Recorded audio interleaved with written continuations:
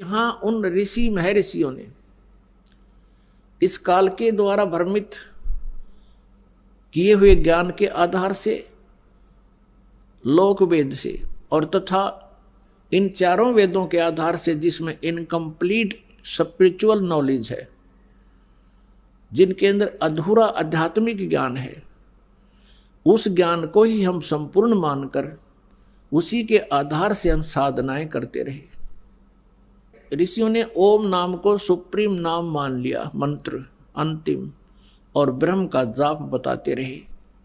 और ओम नाम की साधना से क्या होता है? ब्रह्मलोक प्राप्ति होती है। गीता जी अध्याय नंबर 8 के श्लोक नंबर 16 में कहा कि ब्रह्मलोक पर्यंत भी सभी लोग पुनरावृत्ति में हैं। पुनरावृत्ति का अर्थ है वहां गए हुए प्राणी भी पुनर्जन्म मृत्यु में आते हैं। वो शाश्वत स्थान नहीं है, वो सनातन परम धाम नहीं है, वो भी विनाश में आता है। ऋषि महर्षियों ने ओम नाम का जाप जपना शुरू किया, क्योंकि यजुर्वेद अध्याय नंबर 40 के मंत्र नंबर 15 में स्पष्ट किया है कि वायु अनिलम अमृतम अथिदम भस्मांतम शरीरम ओम कर्तु समर किलवे समर कर्तुम समर। अब इन ऋषि महर्षियों ने यहां से ओम नाम तो सिलेक्ट कर लिया कि परमात्मा का केवल एक ओम मंत्र है। उसका काम करते करते विशेष कसक के साथ मनुष्य जीवन का प्रथम कर्तव्य जान के ओम नाम का जाप कीजिए और अपना मूल कर्तव्य जानकर कीजिए, कसक के साथ कीजिए। जिससे क्या होगा कि जब शरीर छूट कर जाएगा, जब तेरा अंत होगा, भस्मांतम शरीरम, शरीर भस्म होगा, तेरे शरीर का अंत होगा, देहांत होगा, उस समय तू उससे उस अमरत्व को प्राप्त करेगा जो ओम नाम के जाप से तुझे प्राप्त हो सकता है। वो कितना हो सकता है उसकी भक्ति और साधना पर डिपेंड करता है। तो उसके आधार से वो हो सकता है एक कल्प युग तक भी रह सकता है, हो सकता है एक महाकल्प तक भी रह सकता है। महाकल्प होता है ब्रह्मा जी की एक आयु। ब्रह्मा जी की मृत्यु को महाकल्प कहते हैं। और 1000 जो उसका दिन है, 1000 की रात्रि, इसको कल्प बोलते हैं। 1000 चतुर्युग की जो, और इतने ही का दिन, इतनी ही रात्रि, तो इसको एक कल्प बोलते हैं। और ब्रह्मा जी की आयु को एक महाकल्प कहते हैं। तो वहां जितने जिसने साधना की है, ओम नाम के जाप का जितने अधिक मंत्र किए हैं, कोई कम किए हैं, तो उसी आधार से कोई कितने वर्ष तक, कोई कितने वर्ष तक रह करके फिर पुनर्जन्म में अवश्य आते हैं। तो ऋषि महर्षियों ने यजुर्वेद के 40वें अध्याय के मंत्र 15 में ये तो ले लिया कि ओम नाम है, लेकिन क्या उनकी आंखें बंद हो गई थी? 40वें अध्याय में भी ही, यजुर्वेद अध्याय नंबर 40 के ही मंत्र नंबर 10 और 13 में एक स्पेशल इंस्ट्रक्शन दी है वेद ज्ञानदाता ने कि कोई तो परमात्मा को संभव माने जन्म उत्पन्न होने वाला कहता है, जैसे श्री राम, श्री कृष्ण और श्री परशुराम आदि के रूप में। और कोई असंभवात, यानी कोई कहता वो जन्म नहीं लेता, कोई संभवात कहता है, कोई असंभवात कहता है। लेकिन इसकी विशेष जानकारी, वास्तविक जानकारी तो धीराणाम माने तत्वदर्शी संत, जिनका ज्ञान टिकाऊ है, धीर पुरुष, वही बता सकते हैं, उनसे सुनो। तो इससे सिद्ध है कि वेद ज्ञान भी इनकम्प्लीट है, लेकिन गलत नहीं है। ये सिलेबस है जैसे 10वीं कक्षा तक का सिलेबस है। आगे की पढ़ाई पढ़नी है तो वो लेक्चरर अलग होते हैं, उनका सिलेबस भी अलग भिन्न होता है। तो इस प्रकार वो तत्वदर्शी संत की खोज के लिए वेदों में भी कहा है। और यही वेद, चारों वेदों का सारांश है श्रीमद् भगवत गीता अध्याय नंबर 4 के श्लोक नंबर 34 में कहा है कि जिस तत्व ज्ञान के विषय में मैं अपरिचित हूं, गीता ज्ञानदाता कहते हैं, जिसके विषय में 4थे अध्याय के 32वें श्लोक में बताया है कि वो सच्चिदानंद घन ब्रह्म की वाणी में ब्रह्मणे मुखे, जो परमेश्वर की वाणी है, उनके मुखारविंद से उच्चरित वाणी है, वो उसमें जो ज्ञान है कबीर वाणी में वो तत्व ज्ञान है। उस ज्ञान को तू चौथे अध्याय के 34वें श्लोक में कहा है, तत्वदर्शी संतों के पास जाकर समझ, उनको दंडवत प्रणाम करने से, कपट छोड़कर सरलता पूर्वक प्रसन्न करने से वो तत्वदर्शी संत तुझे परमात्म तत्व का ज्ञान कराएंगे। वो परमात्म तत्व की ज्ञानदाता से अन्य है, जिससे वो स्वयं अपरिचित है। तो पुण्यात्मा, उस परमात्मा की भक्ति प्राप्त नहीं हुई इन ऋषि महर्षियों को, और ये वेद ज्ञान को समझ नहीं सके, और जिस कारण से ये जन्म और मृत्यु के दीर्घ रोग में उलझे रहे, फंसे रहे, इससे ग्रस्त रहे, और अन्य को भी इन्होंने इसी फांसी में फंसा दिया। इन्होंने साधनाएं की ओम नाम के जाप से, और हठ योग किया। एक आकाशवाणी की थी काल ने, ब्रह्म ने अपने पुत्र ब्रह्मा के लिए। जब ब्रह्मा जी कमल के फूल पर विराजमान थे, ये सचेत कर दिए, बेहोश कर रखे थे पहले इस काल ने। जब ये सचेत हुए, होश में आए, ये कहते हैं कि मुझे नहीं पता मैं कहाँ से जन्म हुआ, मेरा कौन जनक है, मेरा क्या उद्देश्य है, कमल के फूल पर मैं कहाँ से आ टिका। तब आकाशवाणी हुई कि तप करो, तप करो। इस काल भगवान ने आकाशवाणी कर दी इनको मूर्ख बनाने के लिए, अपने जाल में फंसाए रखने के लिए। वेदों से न्यारा ज्ञान अपनी तरफ से अपना मत पर प्रोड्यूस कर दिया इनके अंदर। ब्रह्मा जी ने 1000 वर्ष तक तप किया। जब इसकी बैटरी चार्ज होगी, इसमें सिद्धियां आ गई, तो रिमोट इस काल के पास है इनका। तब कहा कि अब तुम सृष्टि करो। अब ब्रह्मा जी से ज्ञान प्राप्त है सभी को, विष्णु जी को, शिव जी को, और सभी ऋषि और महर्षियों को। अब ब्रह्मा जी से प्राप्त ज्ञान के आधार से ब्रह्मा जी ने इनको मिसगाइड कर दिया, क्योंकि स्वयं भी भ्रमित था। इन्होंने कहा कि परमात्मा की आकाशवाणी हुई थी, मैंने 1000 वर्ष तक तप किया, मेरे अंदर बहुत पावर आ गई, शक्ति आ गई, वचन से भी उत्पत्तियां होने लगी, और भी बहुत सी क्रियाएं अपने आप होने लगी। और ओम नाम का जाप वेदों में फाइनल मंत्र है। इस ज्ञान के आधार से ऋषि महर्षि साधकों ने हजारों वर्षों तक साधनाएं की, हठ योग किए, क्योंकि सतयुग में लाखों वर्ष की आयु होती है। उनको परमात्मा प्राप्ति नहीं हुई, अन्य सिद्धियां आ गई। उन सिद्धियों को प्राप्त करके ये स्वयं ही प्रभु पाक गए। जैसे दुर्वासा जी के पास सिद्धि थी, उसके वचन में इतनी शक्ति होगी, किसी का ये कह दे तेरा विनाश होगा, उसका विनाश हो जाता। अब जैसे अगस्त ऋषि को उपलब्धि होगी, उसने 7 सागरों को एक ही घूंट में समुद्रों को पी लिया। आकाश में उड़ जाने की सिद्धियां होगी, एकदम अंतर्ध्यान हो जाने की सिद्धियां होगी। इस प्रकार से ये अन्य व्यक्तियों से कुछ अटपटे से हो गए, जिस कारण से इनको हमने मैं ऋषि मान लिया। लेकिन ये काल के द्वारा भ्रमित और अपना जीवन नष्ट करते रहे। अब गीता जी अध्याय नंबर 11 के श्लोक नंबर 47 और 48 में गीता ज्ञानदाता कहता है, अर्जुन ये मेरा वास्तविक रूप है, मैं काल हूं। गर्म अध्याय के 32वें श्लोक में स्पष्ट किया है। और मेरी प्राप्ति, मेरे इस स्वरूप के दर्शन ना तो पहले कोई कर सका तेरे अतिरिक्त, और ना आगे कोई कर सकता।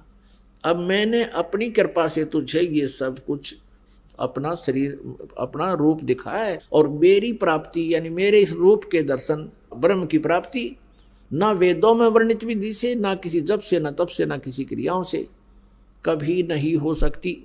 तो इसने तो किल्ली काट दी, स्पष्ट कर दिया कि मेरी प्राप्ति यानी ब्रह्म प्राप्ति नहीं है। अब ऋषि महर्षियों ने वही जाप किए जो काल ने इनको दे रखे थे, उससे इन ब्रह्म प्राप्ति हुई नहीं। इन्होंने अपने अनुभव की पुस्तकें उपनिषद बना डाले।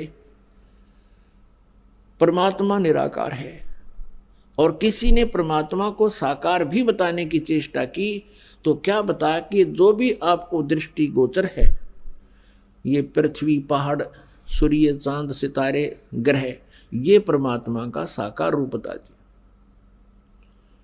और आज तक यही अज्ञान आधार सबके अंदर भरा पड़ा था। अब पुण्यात्माओं, गीता ज्ञान दाता और वेद ज्ञान दाता ये ब्रह्म है। ये स्वयं कहता है कि उस परमात्म तत्व की जानकारी तो तत्वदर्शी संत बताएंगे, वो इन्हें मिला नहीं, वो इनको मिले नहीं, और मिले तो इन्होंने माना नहीं। क्योंकि परमेश्वर कबीर देव जी ये हमारे सबके मालिक हैं, और यही यहाँ हमें इस यथार्थ ज्ञान को, सूक्ष्म वेद को जो काल ने नष्ट कर दिया, समाप्त कर दिया, उसको पुनः देने के लिए, बताने के लिए आते हैं।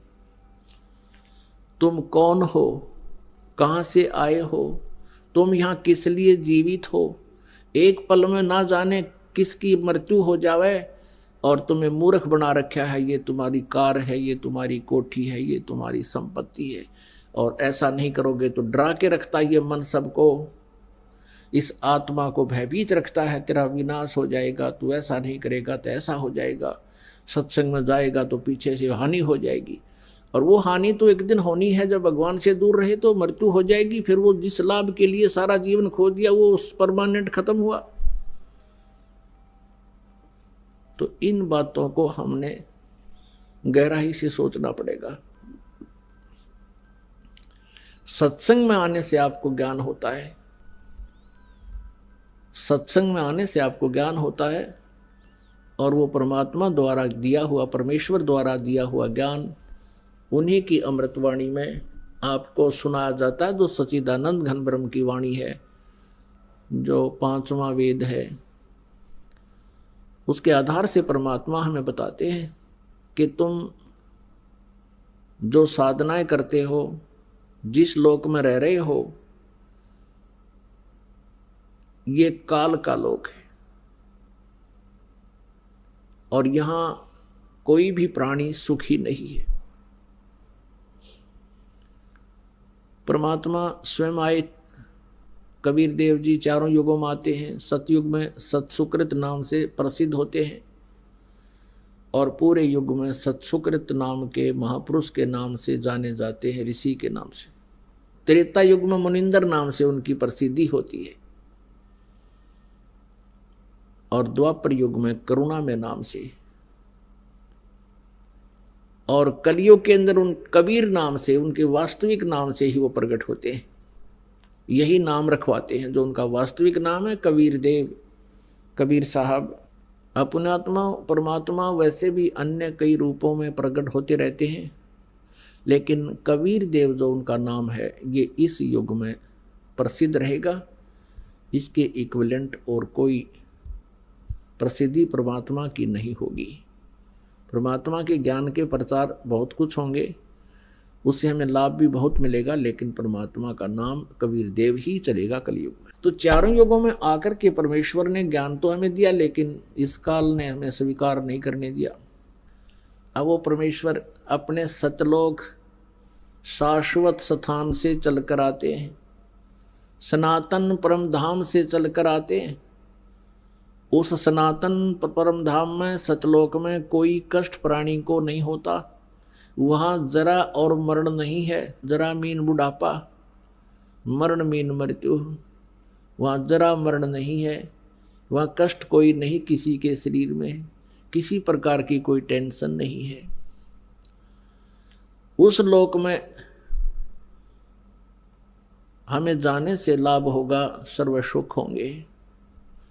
उसका भेद काल ने छुपा दिया और ऑप्शन छोड़ दिया कि उसको तो तत्वदर्शी संत बता सकते हैं, उनसे पूछ लो, मुझे नहीं मालूम।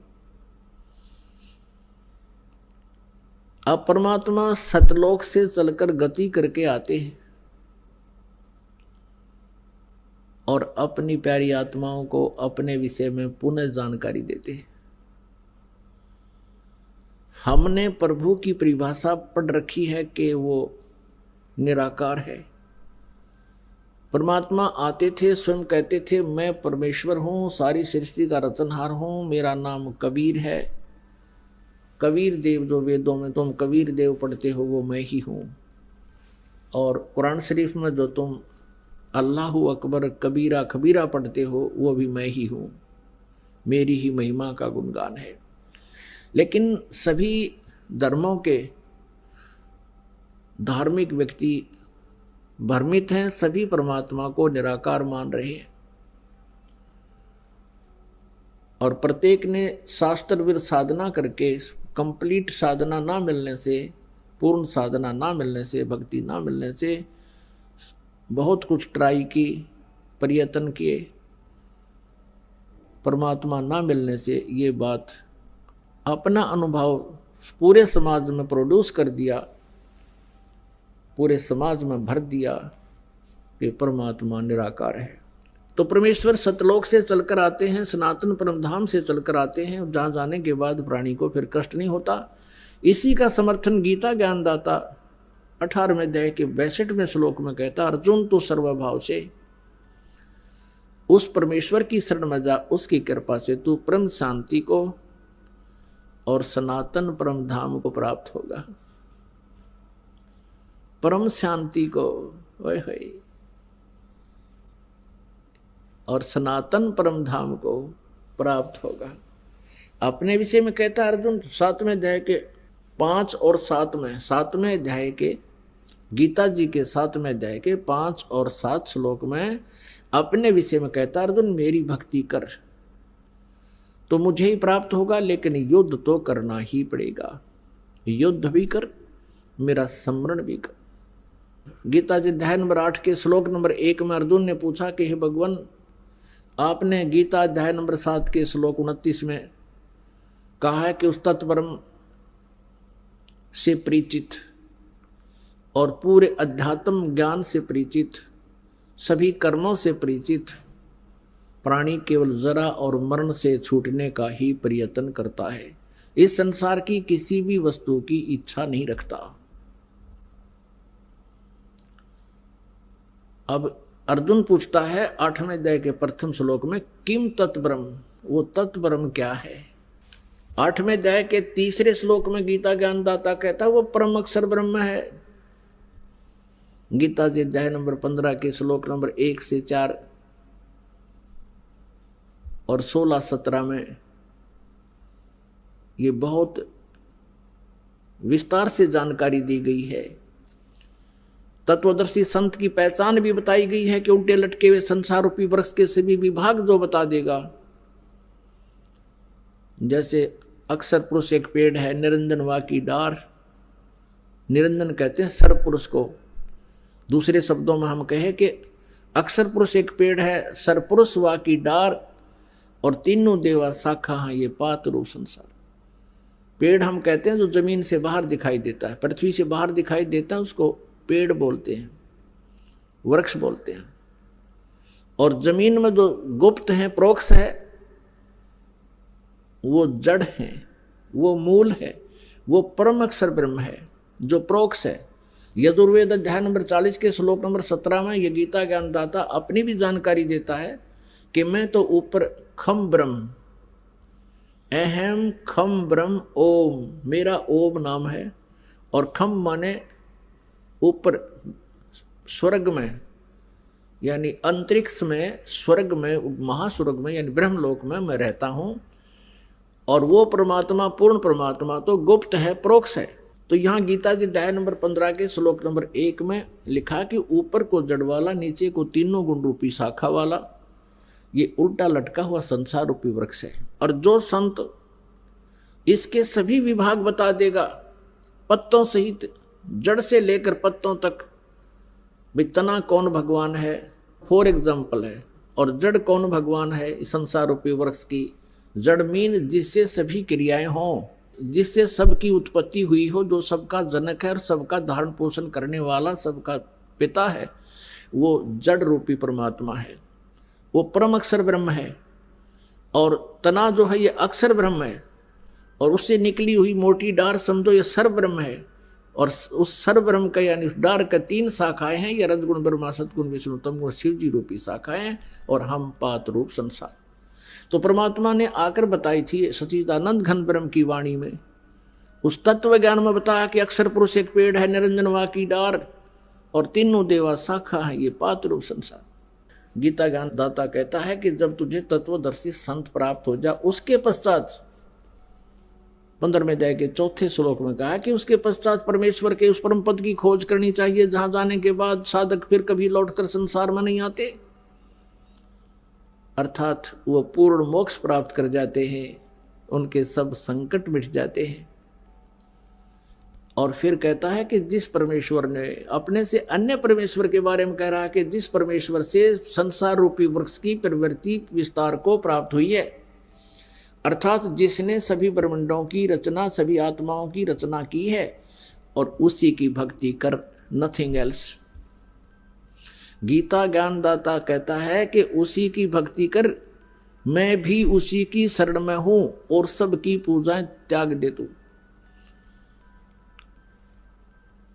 15वें अध्याय के 16 और 17 में 3 प्रभु, सर्वपुरुष, अक्षर पुरुष और परम अक्षर पुरुष, सर्वब्रह्म, अक्षर ब्रह्म, परम अक्षर ब्रह्म, इन तीनों की जानकारी विस्तार से है। अपनात्माओं, गीता जी अध्याय नंबर 7 के श्लोक नंबर 5 और 7 में गीता ज्ञानदाता कहता है, मेरी भक्ति कर मुझे प्राप्त होगा, लेकिन शांति कति नहीं, युद्ध भी करना होगा, युद्ध भी कर, मेरा स्मरण भी कर। और यदि गीता जी अध्याय नंबर 18 के श्लोक नंबर 62 में कहा कि तुम परम शांति चाहिए, सनातन परम धाम चाहिए, तो उस परमेश्वर की शरण में जा। किसकी में? परम अक्षर ब्रह्म की शरण में जा। अपनी साधना बताता 8वें अध्याय के 13वें श्लोक में गीता जी में कि ओम इति एकाक्षरम ब्रह्म व्यवहारण माम अनुस्मरण ये प्रयाति तदम देहम स याति परमाम गतिम। माम ब्रह्म, मुझ ब्रह्म का केवल एक ओम मंत्र है, नथिंग एल्स। और इसका सुमरण कर अंतिम श्वास तक। इससे ओम नाम से मिलने वाली परम गति यानी ब्रह्मलोक प्राप्ति होगी। लेकिन ब्रह्मलोक में गए हुए प्राणी भी फिर जन्म मृत्यु में आते हैं, पूर्ण मोक्ष नहीं। गीता जी अध्याय नंबर 8 के श्लोक नंबर 16 में। यहाँ अनुवादकर्ताओं ने थोड़ी सी गड़बड़ी कर रखी है। उन्होंने अनुवाद ये कर दिया कि ब्रह्मलोक पर्यंत, ये तो ठीक कर दिया कि गए हुए प्राणी भी पुनर्वर्ती में है। अनुवाद उन्होंने वहां कर गलत कर रखा है कि मुझे प्राप्त प्राणी का फिर पुनर्जन्म नहीं होता। नहीं, उसका अर्थ ये बनता है कि जो ये नहीं जानते कि ब्रह्मलोक पर्यंत भी सभी पुनरावर्ती में है, वो मुझे प्राप्त भी पुनर्जन्म को प्राप्त होते हैं। न विद्यते, विद्य का जानना होता है, जानना भी होता है। एक अक्षर का केवल एक ही अर्थ नहीं होता। इन्होंने विद्य माने नहीं होता, ये विद्य माने होना लिख दिया। विद्य माने जानना भी होता है। तो ये नहीं जानते जो कि मेरे प्राप्त प्राणी भी का पुनर्जन्म होता है, तो वो ब्रह्मलोक तक जाते हैं, वहां जाकर भी फिर वापस पुनरावृत्ति में ही रहते हैं। इसलिए तो उसने कहा कि मेरे और तेरे बहुत जन्म हो चुके हैं। 4थे अध्याय के 5वें और 9वें श्लोक में, 2रे अध्याय के 12वें श्लोक में गीता जी ने स्पष्ट किया इसने। और 10वें अध्याय के 2रे श्लोक में कि मेरी उत्पत्ति को, मेरा जन्म तो होता है, लेकिन मेरे जन्म को ये ऋषि, महर्षि, ब्रह्मा, विष्णु, महेश, ये ऋषि नहीं जानते, क्योंकि ये मुझसे उत्पन्न हुए। अब पिता के जन्म को संतान नहीं बता सकती, पिता के जन्म को दादाजी बता सकते हैं। तो उस दादाजी ने, यानी हम सबके मालिक ने, कबीर देव ने, परम अक्षर ब्रह्म ने स्वयं यहाँ आकर के ये सर्व ब्रह्मांडों की रचना कैसे हुई और वो सब ज्ञान सृष्टि रचना में हमें बताया। लेकिन हमने लोकवेद बहुत सुन रखा था, परमात्मा के इस यथार्थ ज्ञान को हम स्वीकार करने में असमर्थ रहे। अब परमात्मा ने हमें समर्थ कर दिया, हमें शिक्षित कर दिया। हम काल के द्वारा भ्रमित उन ऋषि गुरुओं पर आधारित नहीं रहे। हम स्वयं अपने सदग्रंथों को पढ़ और पढ़ा रहे हैं और भगवान को पहचान रहे हैं। परमात्मा का पहचानना कठिन है, परमात्मा का पाना, मोक्ष कराना बहुत आसान है।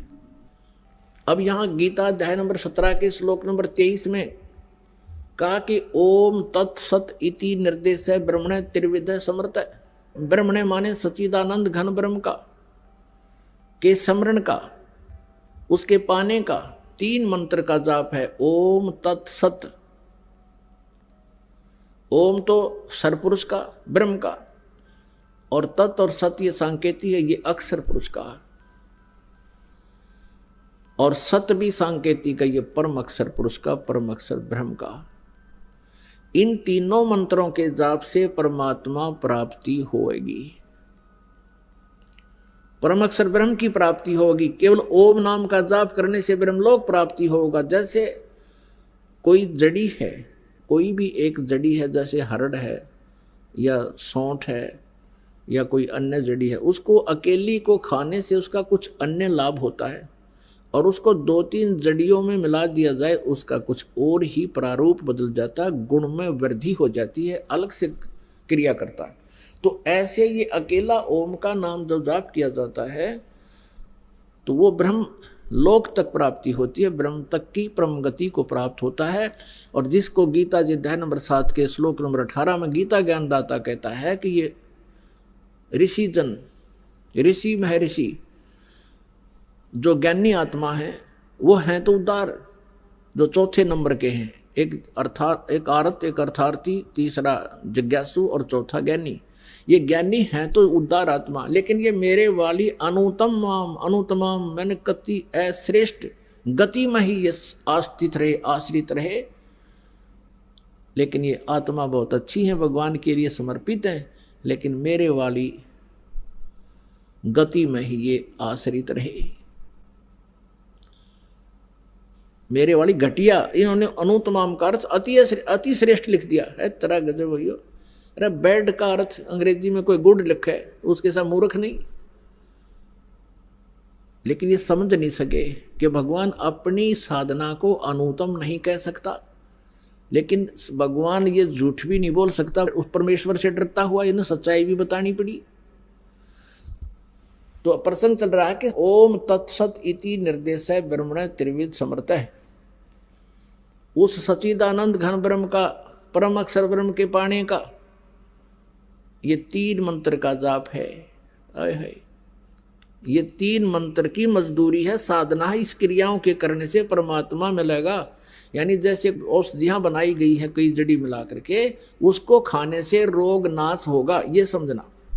इस मंत्र के जाप करने से विधि विशदास से प्राप्त करके, अन्य वैसे नहीं अपनी मर्जी से या किसी सिरफरे से लेकर के इसका कोई लाभ नहीं होगा। अधिकारी बिना कोई भी कार्य सफल नहीं होता। तो इस दास से लेकर के तुम इसका जाप करोगे तो आपका जन्म और मरण का ये रोग कटेगा और परमात्मा मिल जाएगा, स्वस्थ हो जाओगे। अपने आत्मा 8वें अध्याय के 5 और 7 में तो ये खुद कहता है, मेरा भजन कर, मेरा जाप कर, मेरा स्मरण कर। 8वें अध्याय के 13वें श्लोक में अपना मंत्र ओम बता रखे हैं। मुझ ब्रह्म का ओम मंत्र है, एक अक्षर का। और फिर 17वें अध्याय के 23वें श्लोक में उस सच्चिदानंद घन ब्रह्म के पाने का मार्ग है। ये तत् और सत्य गुप्त है, इससे ये काल परिचित नहीं है इन 2 मंत्रों से। इसलिए इसने ऑप्शन छोड़ दिया है 4थे अध्याय के 34वें श्लोक में कि उस तत्व ज्ञान को, परमात्म तत्व को, परमात्मा के बारे में विशेष जानकारी को तत्वदर्शी संतों से जाकर समझो, वो बताएंगे। तो ये कोड वर्ड है, ये दास बता सकता है। इस पृथ्वी पर किसी के पास ये मंत्र नहीं है, और किसी सिरफरे ने इस दास से प्राप्त करके और फिर वो कहीं बता भी देता है तो उससे कोई लाभ नहीं होगा, उसका भी नाम नष्ट हो जाता है, क्योंकि ये आध्यात्मिक मार्ग है। और काल ये चाहता है कि कोई 1-2 ऐसा सिरफरा तैयार कर दूं जो औरों का विनाश कर दे, लेकिन अब आप समझदार हो, शिक्षित हो, अब इस भूल को नहीं करना। अनाधिकारी से ये प्राप्त करके मंत्र अपना जीवन नष्ट ना करना। अब यहाँ क्या बताया है कि उस परम अक्षर ब्रह्म के पाने का ये 3 मंत्र का जाप है। 8वें अध्याय के 8, 9, 10 श्लोक में गीता ज्ञानदाता कहता है, जिस परम अक्षर ब्रह्म के बारे में 8वें अध्याय के 3रे श्लोक में कहा है, यदि उसकी साधना करनी है, उसकी साधना करने वाला उसी को प्राप्त होता है। 8वें अध्याय के 5 और 7 में कहता है, मेरी साधना करेगा तो मुझे प्राप्त होगा, तुझे शांति कति नहीं, युद्ध करना होगा, युद्ध भी कर। 18वें अध्याय के 62वें श्लोक में कहा कि तूने परम शांति चाहिए तो परमेश्वर की शरण में जा, उसकी ही कृपा से तू सनातन परम धाम को प्राप्त होगा, परम शांति को प्राप्त होगा। और 8वें अध्याय के 8, 9, 10 में यही प्रमाण कर रहा है कि उसकी भक्ति करने वाला अंत समय तक, यानी साधना एक जैसी ही है।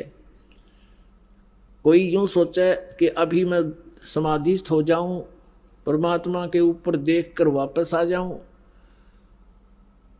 तो उससे वापस देख भी आए और वापस भी आएंगे। साधना पूरी ना हुई तो फिर अड़े धक्के खाओगे। अब बच्चा स्टूडेंट पढ़ रहा है, विद्यार्थी पढ़ रहा है विद्यालय में, और वो ये पूछता है कि मैं आईएएस कर रहा हूँ, आईएएस करके क्या लगूंगा? Deputy commissioner लगूंगा। एक बार देख कर आता हूँ कैसा होता है डिप्टी कमिश्नर, कैसा ऑफिस होता है। वहाँ देख भी आया और वापस आ गया, पढ़ाई छोड़ दी, फिर बन गया डीसी, उड़े धक्के फिर खाओगा। तो ये अंतिम सांस तक साधना करते रहना होगा। अपने यहाँ से सफल होकर जाना है, तब वहाँ मिलेगी ये पोस्ट आपको, अमर पद। कहाँ? सतलोक में, सचखंड में। अब क्या बताते हैं? उस परमेश्वर की साधना ना करके आप अन्य साधनाएं करते हो, भक्ति करते हो, उनसे तुम्हें लाभ नहीं होता।